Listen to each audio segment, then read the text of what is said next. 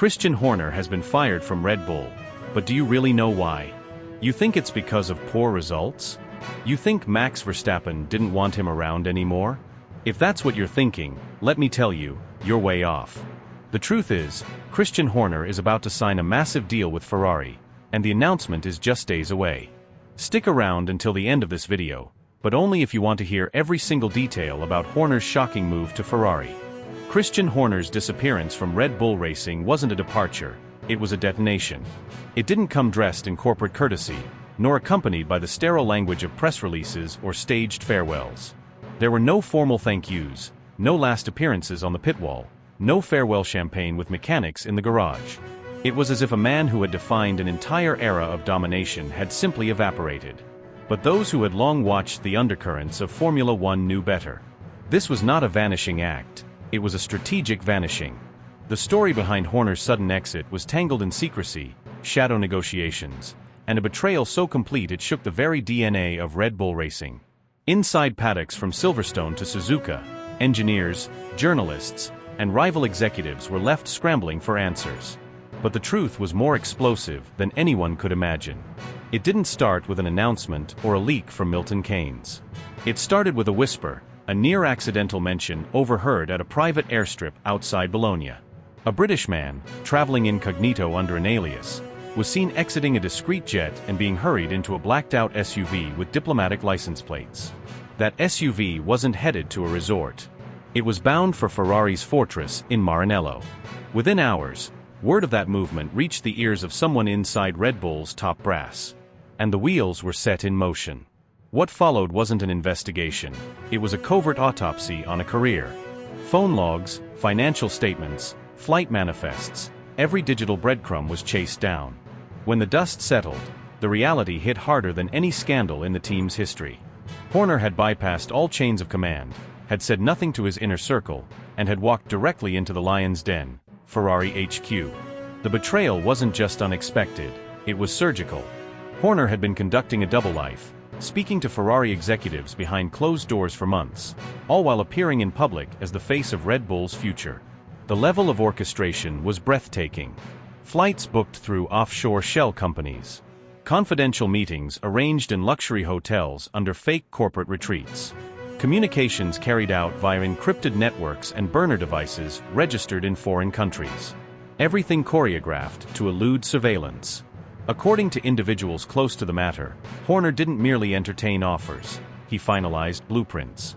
There were signed documents, encrypted hard drives exchanged, and clauses that suggested Ferrari wasn't only acquiring a strategist, they were importing intellectual weaponry, simulations, developmental trajectories, staffing grids, even telemetry-based optimization models Red Bull had spent years perfecting. Red Bull's hierarchy reacted not with alarm, but with fury. There was shouting behind boardroom doors. Legal teams went into overdrive. Crisis meetings turned into full-scale war rooms. They weren't dealing with a man who had accepted a rival offer, they were dealing with someone who had crossed every boundary of loyalty and corporate governance. The executive committee, including remnants of the late Dietrich Mateschitz inner circle, were said to be devastated. They had entrusted Horner with everything: budgets, personnel strategy, even direct access to confidential investor negotiations. And now, he was gone. Worse, he had weaponized that trust. Ferrari, always enigmatic and prideful, approached the operation with cold precision. For them, this was more than a personnel acquisition, it was psychological warfare. Horner's defection was a thunderclap. After years of being humiliated on track by Red Bull's relentless success, the Scuderia was striking not just at their opponent's tactics, but at their soul. The fact that Horner would even entertain such a move was already seen by Ferrari's board as a massive propaganda victory. But what they wanted wasn't symbolism. They wanted blood. They wanted results. And Horner promised to deliver those results in a way no previous team principal had ever dared. He reportedly offered to reshape the organizational core of the team, to break the silos between departments, to modernize data acquisition workflows, and to refocus Ferrari's stagnating innovation cycle. His vision wasn't incremental, it was revolutionary. Meanwhile, Red Bull's internal culture unraveled. Key staff members who had been closest to Horner were interrogated, suspended, or removed entirely. Security clearances were updated. Access credentials were revoked overnight. NDA violations were suspected. Laptops were seized. Servers were audited. Every folder labeled confidential was pulled into forensic review. Multiple departments, strategy, power unit development, Aero, were instructed to halt cross-sharing initiatives until further notice. Trust had vanished. The mood turned from disbelief to revenge. One source close to the engineering floor described it as a silent civil war. Senior engineers questioned whether their personal chats had been monitored. Others feared they'd be scapegoated for actions they knew nothing about. Rival teams observed from the sidelines with a mixture of shock and amusement. McLaren's camp reportedly joked that Horner was pulling a Ron Dennis in reverse, while Mercedes quietly updated its own internal protocols for handling high-ranking departures. Liberty Media was kept in the loop, but they offered no public comment. Privately, however, executives mulled over the reputational damage and the risk of lawsuits between two of the sport's most powerful brands. The FIA, equally concerned, began gathering information, fearing that intellectual property boundaries may have been crossed in ways that would demand formal arbitration. Yet through all this chaos, Horner himself remained invisible. His silence screamed louder than any official statement. No Instagram posts. No thank you letters. No staged photo ops in a Ferrari polo shirt. Nothing. Some insiders believe it was intentional, part of a broader strategy to maintain plausible deniability until Ferrari was ready to unleash the masterstroke. Others claimed he was in a state of mental collapse, overwhelmed by the magnitude of the fallout. But those who know him best dismissed such speculation. Christian Horner, they said, was doing what he's always done, planning 5 moves ahead. He didn't just fall out with Red Bull. He outmaneuvered them. Ferrari's upper leadership, meanwhile, prepared for the long-term battlefield. They weren't naive. They knew Red Bull would strike back, with legal filings, PR counterattacks, sponsor agitation, and possibly even injunctions. But they also knew something else. Formula One is a sport of momentum. And this moment belonged to them. They had taken not only a rival's greatest tactician, but the architect of an entire dynasty. It was a risk, yes, but calculated risks are the currency of champions. And Ferrari was done playing defense. What comes next isn't about team colors or past alliances. It's about vengeance, resurrection, and empire building. In Horner, Ferrari saw a man who knew how to win, how to destroy, and how to rebuild in his own image. And Horner saw in Ferrari not a challenge, but a canvas. The sport now braces for a storm. Because this wasn't just a switch of allegiance. This was a declaration of war. And the opening shots have already been fired. The atmosphere inside Ferrari's headquarters that evening was heavy, almost sacred, as if history itself was holding its breath. This wasn't just another management shuffle. It wasn't a polite executive transition or a media-friendly leadership refresh. This was a silent, calculated, and deeply strategic coup, orchestrated not by suits, but by the very men who would carry Ferrari's colors onto the racetrack. Christian Horner's presence wasn't speculative, it was decisive. He didn't come to inquire, he came to seize control. And he wasn't alone. Sitting shoulder to shoulder with him, not behind him, not in opposition to one another, were Lewis Hamilton and Charles Leclerc, two of the most powerful figures in modern motorsport, and the very soul of Ferrari's current identity. Their presence wasn't symbolic. It was a message, a warning, a declaration. Hamilton had made his intentions clear without uttering a word. He didn't come to Maranello to play politics, to chase illusions, or to rebuild a brand stuck in perpetual nostalgia. He had come for dominance. For finality. For victory. And he was running out of time. The charm of wearing red had worn off quickly, replaced by a frustrating fog of poor decisions, unforced errors, and an apparent inability from team leadership to operate at the level he required. The communication lapses, the confusion over strategies, the reactive decision-making, it all pointed to a leadership core that was cracking under pressure. The arrival of Hamilton had been marketed as the return to glory. But the truth inside the garage was chaos wrapped in ceremony. And Lewis had had enough. Charles Leclerc had his own reasons for being there. Though younger, though technically the Ferrari prodigy, he had grown increasingly bitter toward the very structure that had once promised him a throne. The romantic notion of being the team's golden boy had eroded, slowly but viciously, replaced by a sense of betrayal. He had given them loyalty, patience, years of emotional investment, and what he got in return were squandered weekends, ambiguous priorities, and leadership that seemed too afraid to take real risks. Charles didn't speak much during that meeting, but he didn't have to. His very presence, calm and composed yet charged with intent, told everyone in the room that this wasn't a request. This was leverage being exercised. There were no cameras, no PR handlers, no intermediaries to soften the tension. Present at the table were only those whose voices truly mattered. A senior figure representing the Agnelli family watched from the corner, impassive and silent, as if witnessing a torch being passed behind closed doors. When Hamilton finally spoke, the room seemed to constrict. His words were deliberate, almost surgical. They weren't rhetorical or dramatic. They were precise demands forged in the fire of decades at the pinnacle of motorsport. "Christian," he said, his tone low but unshakable, "I didn't leave one storm to step into another. I came here to finish something. And I need to know that if you're stepping in, we're not negotiating roles. We're defining outcomes. I want alignment. I want control. I need to know, are you backing me, or are we going to play guessing games again?" That wasn't a plea. It was a challenge. A test. A direct interrogation of leadership. It was Hamilton speaking not as a driver, but as a general looking for a commander worth following into battle. Leclerc, to his credit, didn't interrupt. Not once. Because he knew that if Lewis believed, he could believe too. That if Horner earned Hamilton's respect, he'd automatically inherit a level of credibility that Ferrari hadn't seen in years. Christian Horner didn't flinch. He didn't smile. He didn't perform. He took in the weight of the moment with the cold efficiency of someone who had survived war zones within F1. Internal mutinies, corporate investigations, and rivalries that had destroyed weaker men. What stood before him now wasn't just an offer.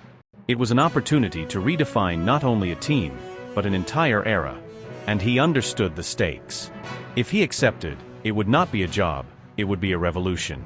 "I'm not here to play caretaker," Horner finally said, each word measured like a chess move. "If I take this on, we go all the way. No mixed signals. No committee decisions. You'll have clarity, and you'll have order. Lewis, you're not just the priority, you're the foundation. Charles, your time hasn't passed, it's just been misused.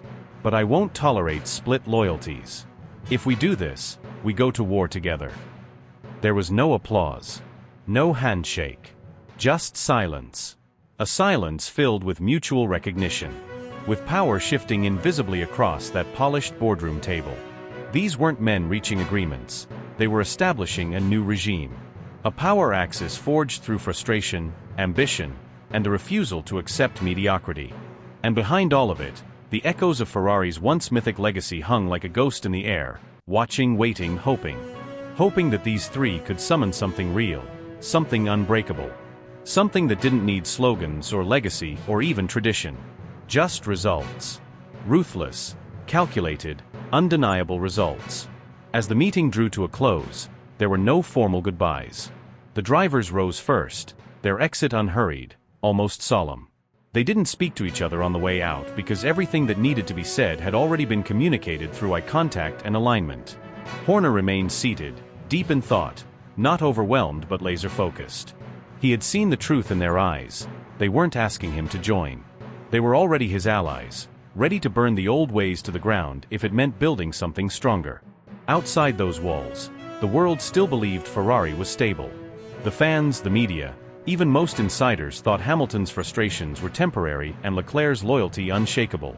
They didn't know that in a silent, locked room in Maranello, the future had already been written. Not with ink, but with intent. The silence that followed Christian Horner's statement wasn't empty. It was loaded, brimming with unspoken consequences and irreversible momentum. Every figure in the room felt it like a seismic shift under their feet. It wasn't merely an announcement, it was a recalibration of Ferrari's identity. Horner didn't just speak as a leader, he declared a new hierarchy, a new vision, a new structure, and he did it with unwavering composure. His eyes didn't waver, his tone didn't falter. He wasn't negotiating. He was reshaping the very DNA of a team that had been searching for direction for over a decade. Lewis Hamilton didn't react with surprise. He didn't have to. He had heard declarations before, been promised commitment, support, and structure in other teams, but this felt different. It wasn't a sales pitch. It was the culmination of years of conversations, of silent glances across the paddock, of admiration turned into strategy. Horner didn't just want Hamilton. He had been orchestrating this for years, waiting for the perfect moment to seize the legend and plug him into a system built to dominate. Ferrari's walls, steeped in heritage, tradition, and occasional chaos, seemed to breathe differently. There was no applause, no theatrics, only a profound stillness that marked the birth of something tectonic. Those within the team who had grown used to internal tensions, clashing ambitions, and perpetual transition now found themselves witnessing a transformation that felt as authoritative as it was irreversible. Charles Leclerc stood nearby, a few feet away from the epicenter of this verbal earthquake. And yet, there was no trace of turmoil on his face. No flicker of resentment. No tension in his posture.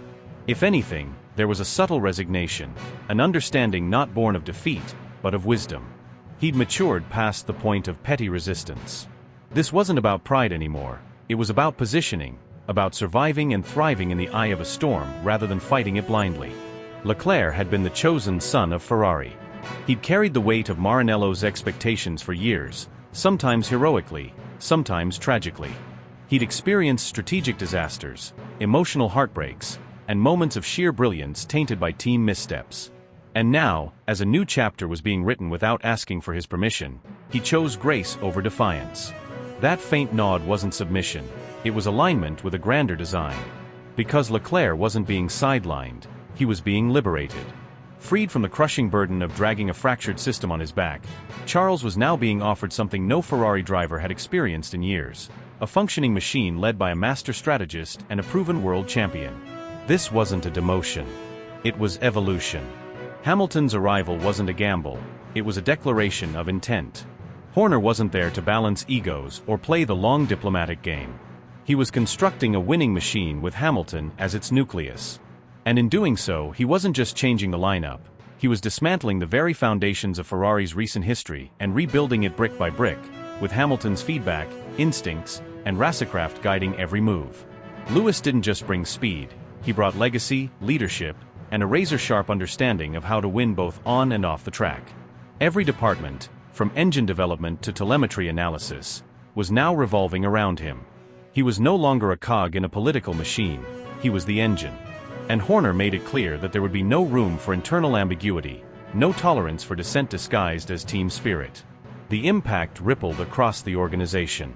Mechanics whispered. Engineers exchanged glances. Communications officers began recalibrating how they would present this new dynamic to the world. Sponsors sensed the shift and leaned in. Even rival teams, far removed from this private meeting, would soon feel its consequences. This wasn't just a reshuffling of seats. This was a tectonic reshaping of the competitive landscape. Leclerc understood that. Deep down, he knew that resisting this wave would only drown him. But swimming with it? Aligning himself with Hamilton's momentum and Horner's architecture? That could propel him to heights he'd only dreamed of. Because under Horner, harmony didn't mean equality, it meant effectiveness.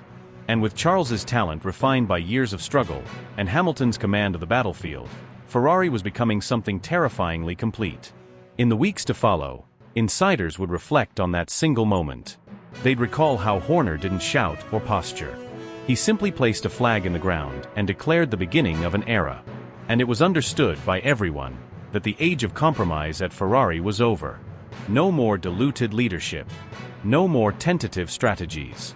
No more wasted potential. The Lewis-Charlie dynamic wasn't a recipe for conflict. It was a catalyst. A carefully balanced fusion of genius and grit, experience and hunger. Horner didn't need harmony for PR purposes. He needed it for domination.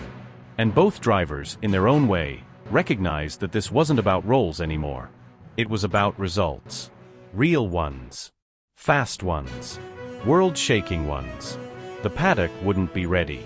Fans would speculate, media would theorize, and pundits would question whether such a delicate arrangement could survive the pressure of race weekends. But those on the inside already knew, this wasn't fragile. It was forged. Under fire, through failure, through ambition, and now through unity. And as the doors of that meeting room finally opened, one truth stood above the rest. Ferrari wasn't reacting anymore. It was dictating. The hours slipped by inside the soundproofed walls of the Maranello command center, yet no one dared to check the time. What had initially been scheduled as a standard strategy discussion had rapidly evolved into a pivotal realignment of Ferrari's very foundations. Every figure of influence was present: senior engineers, analytics specialists, logistical leads, board members, and a handful of trusted legal advisors. And presiding over the room's tension, not with authority granted but authority earned, stood Lewis Hamilton. His presence was magnetic, his tone unwavering, and every eye, whether in admiration, skepticism, or sheer awe, remained fixed on him as he unveiled what would soon be remembered as one of the most transformative propositions in modern Formula One history. With the calm precision of a master strategist, Hamilton began deconstructing Ferrari's current race weekend operations. He didn't criticize for the sake of fault-finding. He dissected with surgical intent. He described the outdated flow of command on the pit wall, the latency in decision-making chains, the fragmentation between departments that operated more like isolated units than a unified war machine. He highlighted how vital seconds were being lost, how confusion in crisis moments continued to override logic, and how Maranello's brilliance too often failed to translate into podium dominance. His solution? A complete architectural rework of Ferrari's operational DNA. He painted a picture not of chaos, but of rebirth. Drawing from his championship-winning years at Mercedes and observing the brutally effective ecosystem at Red Bull, Hamilton proposed an ecosystem where race-day calls would be made by hybrid command cells, real-time analysts in sync with trackside tacticians, all plugged into an uninterrupted data loop streaming directly from the car, garage, and HQ. But he wasn't mimicking Red Bull. His vision embedded the emotional core of Ferrari, the passion, the pride, the relentless devotion to legacy, into a system engineered for calculated precision. It was the soul of Italy married to the logic of a military-grade machine. Christian Horner, seated near the end of the long table with fingers interlaced and an unreadable expression, finally broke the silence that followed Hamilton's delivery. With a slow, deliberate nod, he said, "That's not just how you win championships. That's how you build dynasties." There was no flair in his words. It was an acknowledgement, almost reverent. And with that, the tone of the entire room changed. Though no official decree was issued, a silent transition of power was already underway.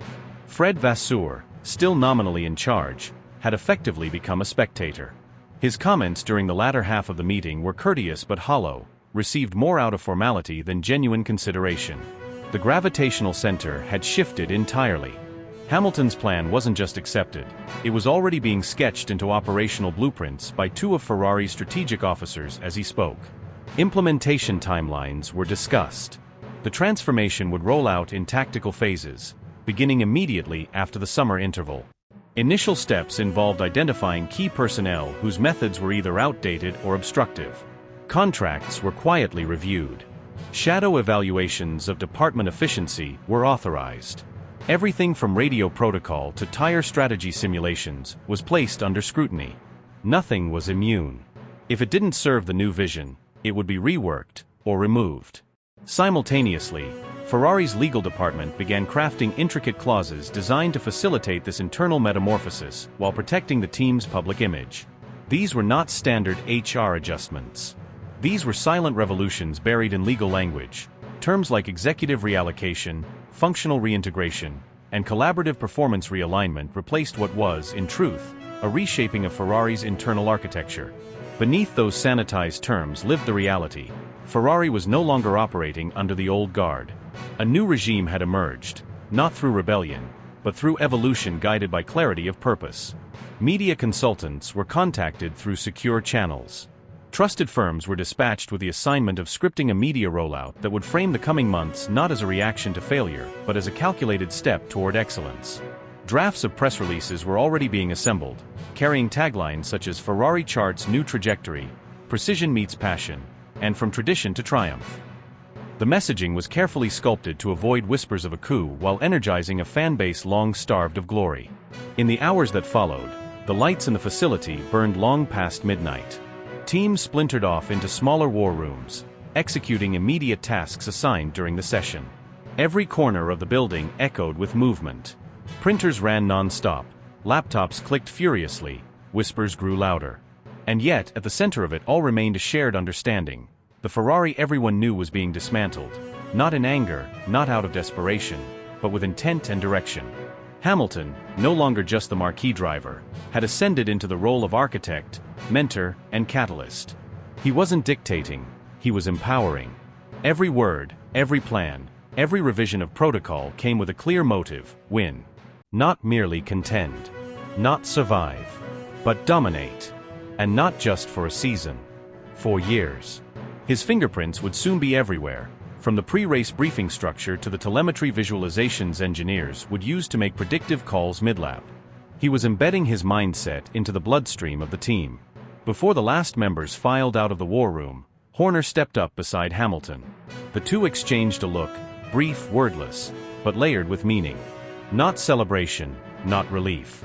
It was the look of two men who had seen the mountain and decided they weren't going to climb it. They were going to reshape it. As the night descended on Maranello and the facility returned to a deceptive calm, what remained was not fatigue, but anticipation. The gears of revolution had begun to turn. And the next time Ferrari would take the track, they wouldn't just be racing for points. They'd be racing to prove that transformation, when done right, doesn't whisper, it roars. Inside the nerve center of Red Bull racing in Milton Keynes, a seismic disturbance shattered the previously unshakable rhythm of operations. The revelation of Christian Horner's confidential rendezvous, described by some as borderline treasonous, hit the leadership like a lightning strike in the dead of night. There were no gentle debriefs, no questions asked, no pathway to redemption. The action was swift, surgical, and utterly unforgiving. His agreement with the team, once considered as solid as granite, was nullified instantly. Senior officials moved with chilling precision. Horner's access credentials were revoked on the spot. Security staff, previously at his service, were now the agents of his exile. Entry codes to team facilities were altered without warning. His workspaces were emptied without sentiment. Digital access was obliterated. Company-issued devices were remotely locked. All internal dialogue referencing his name ceased immediately. It was as though he had been wiped from the organization's memory in a single merciless breath. No farewell speech. No final team briefing.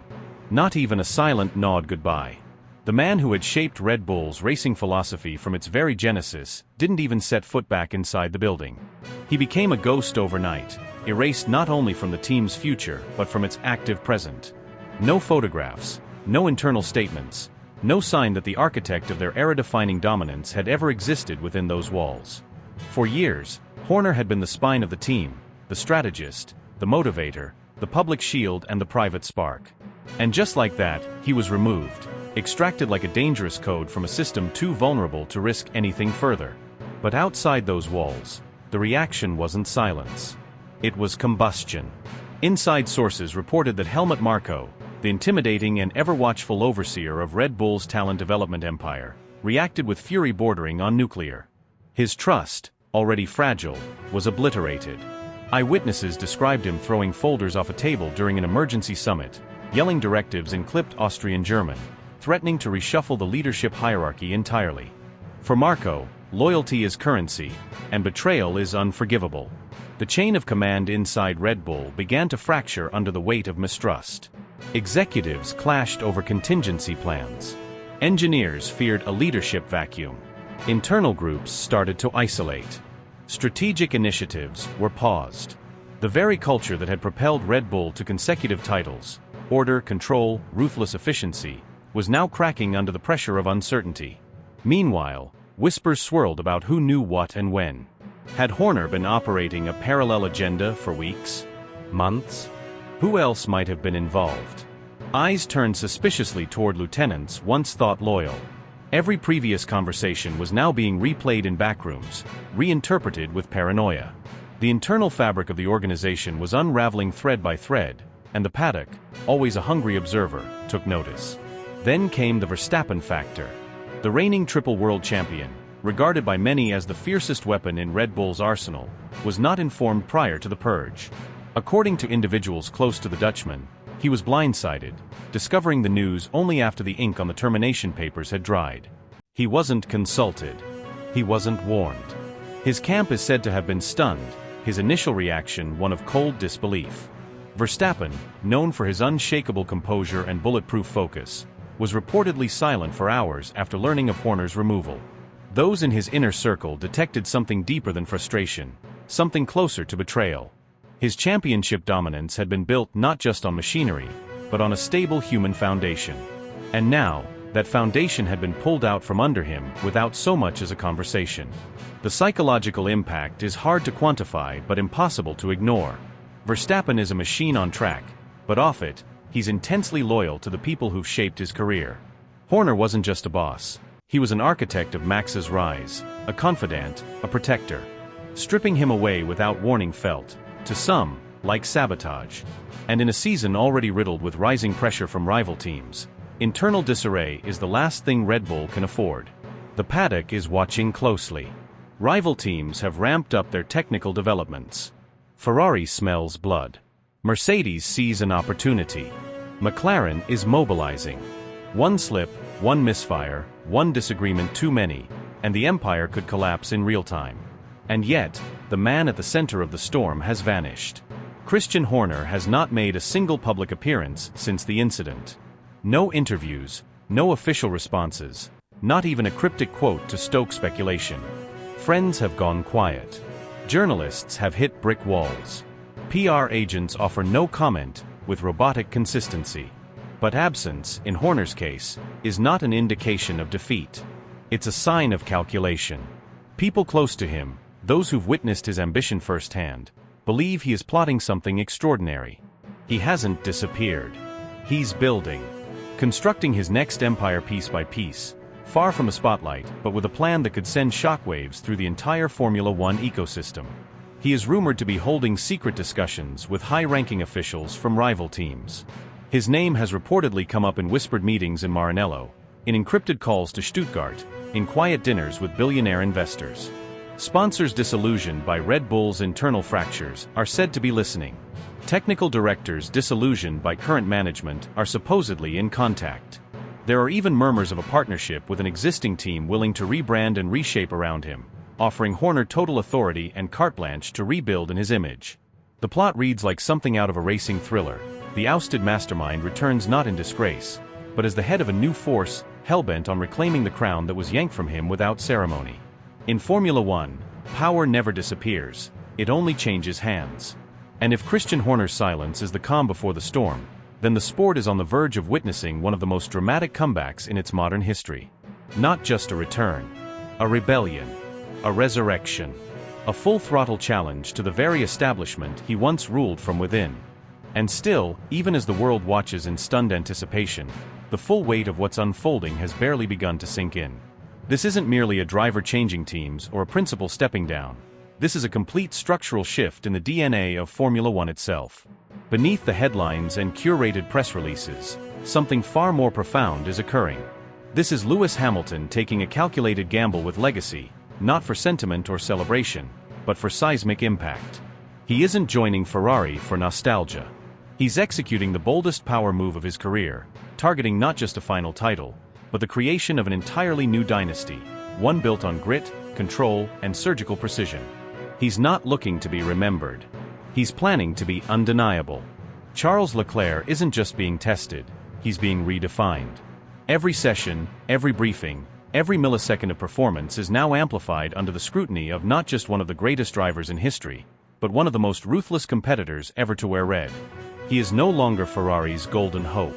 He is now Hamilton's teammate, under Horner's regime, within a Ferrari that no longer tolerates excuses or waits for potential.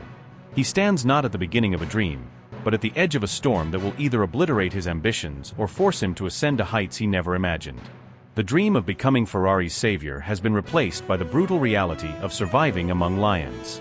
And then there is Christian Horner, a man whose entire career has been a symphony of precision timing, shrewd diplomacy, and veiled aggression. His exit from Red Bull wasn't dramatic, it was strategic. It wasn't scandal that brought him down. It was vision. He saw the cracks before they became craters. He sensed the instability behind the dominance. When others hesitated, he moved. And when he moved, he didn't just take a new role, he brought with him a complete philosophy. One forged through title fights, psychological warfare, and years of shaping not just cars but cultures. His presence at Ferrari is not ornamental. It's foundational. He's not here to collaborate. He's here to orchestrate. From within. From the shadows. And soon from the top. Ferrari, once haunted by its romantic past, has begun to mutate. With Hamilton's tactical brilliance, Leclerc's sharpened ambition, and Horner's command of systems, this is no longer a team clinging to legends. It's a new machine, designed for dominance. Not in years. Now. This isn't an evolution. It's an invasion. Quiet, strategic, absolute. Every glance exchanged between pit crew. Every adjustment to telemetry. Every gesture from Hamilton on the steering wheel or nod from Horner during race debriefs. They are signals. Coordinated. Calculated. Chilling in their efficiency. And across the paddock, fear is taking root.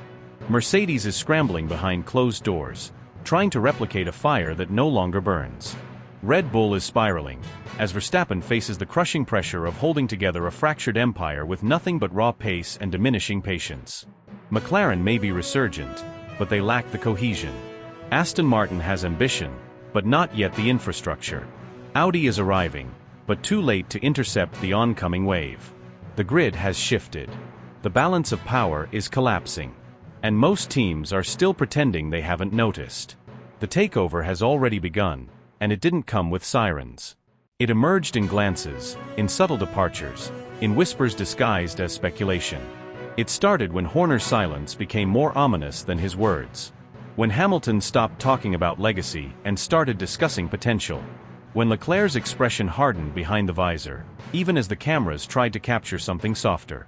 These aren't coincidences. These are movements. Chess moves. And Ferrari is now playing 5 steps ahead. What's unfolding is not a rivalry. It's a redesign of the entire competitive landscape. Hamilton didn't join Ferrari to play the final act. He joined to write a new opera. One where he becomes the composer, the conductor, and the final note. Horner isn't here to fix Ferrari. He's here to rebuild it in his image, with no compromise, no sentiment, no weakness. And Leclerc, once the chosen one, now becomes the battleground on which this transformation is tested. Will he ascend, or be outpaced by the very force he once idolized? There are no safety nets now. No room for comfort. What's happening inside Ferrari isn't just strategic, it's psychological, cultural, operational. From the hiring of data analysts to the reshuffling of race engineers, from pit stop protocols to wind tunnel hours, everything is under reconstruction.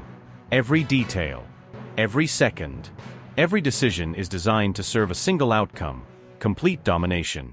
And yet the outside world still clings to outdated narratives. They talk about Hamilton chasing number 8, about Horner seeking redemption, about Leclerc trying to prove himself. But they don't understand. This isn't about proving. It's about erasing doubt entirely. It's about building something so efficient, so mercilessly effective, that opposition becomes obsolete. What you're witnessing is not just the next chapter. It's a new book, being written with a different language. One composed in data streams, tire degradation models, human performance thresholds, and psychological leverage. And those who fail to read it in time will be reading about their defeat in headlines they never saw coming. The war isn't coming, it's already here. And Ferrari isn't fighting to win races. It's executing a silent coup to claim the future of Formula One itself.